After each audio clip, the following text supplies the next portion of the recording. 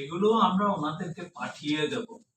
এটা জাতিসংঘের ফ্লোরে এখানেও আমরা করব, প্লাস এটাও আমরা কমিটমেন্ট করতে পারি। আজকের এই উপস্থাপন আমরা আপনাদের সামনে যেরকম করেছি, আমরা কক্সবাজারেও এই ধরনের একটা সেমিনার করব।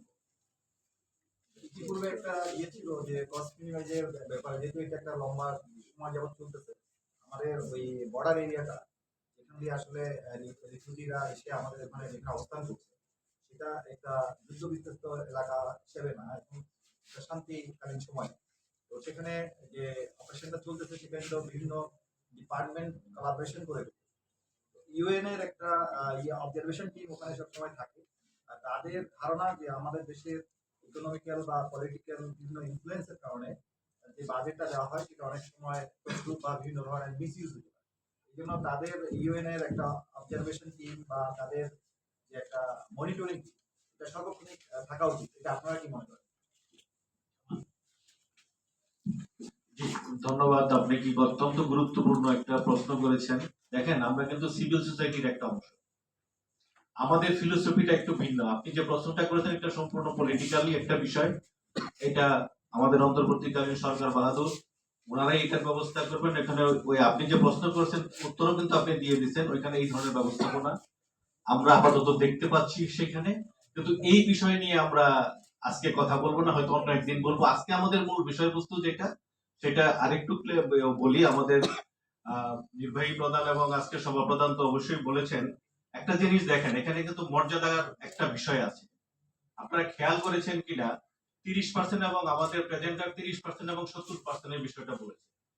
30% খরচ হয়, যে একটা টাকা আসলে 30 পয়সা খরচ হয় রোহিঙ্গাদের জন্য, 70 পয়সা খরচ হয় তাদের ভোগ বিলাসের জন্য। কারা? আইএনজিও, যারা ওইখানের যারা কর্মকর্তা আছেন, তারা তারা বিশাল বিশাল গাড়ি নিয়ে, তাদের এয়ার কন্ডিশন, তাদের ইন্টারন্যাশনাল 5 স্টার হোটেল, নানান ধরনের এখানে তাদের অফিস আছে, যত ধরনের ভোগ বিলাসের যাবতীয় কিছু আছে সব তারা ব্যয় আসছে রোহিঙ্গাদের জন্য।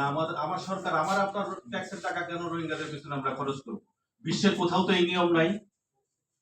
ফান্ড যাই আসুক, এইখানে আমাদেরকে যে ভুতুরকে দিতে হচ্ছে এবং আমাদের রাজস্ব যে ওইখানে ব্যয় হচ্ছে, এই বিষয়ে কনসার্ন।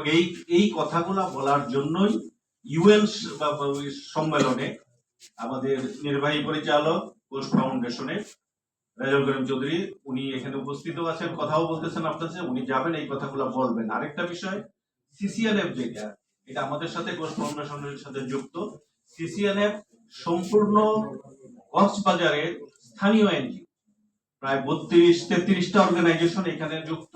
যেটা আমাদের প্রেসিডেন্ট বলেছেন যে মাত্র তারা 4% পায় এবং অনেকেই বেকার হয়ে গেছে, অনেকের ফান্ডই নাই।